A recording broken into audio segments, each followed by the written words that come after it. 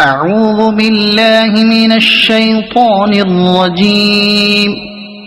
بسم الله الرحمن الرحيم. ألهاكم التكاثر حتى زرتم المقابر. كلا سوف تعلمون ثم كلا سوف تعلمون. كلا لو تعلمون علم اليقين لترون الجحيم ثم لترونها عين اليقين ثم لتسألن يومئذ عن النعيم.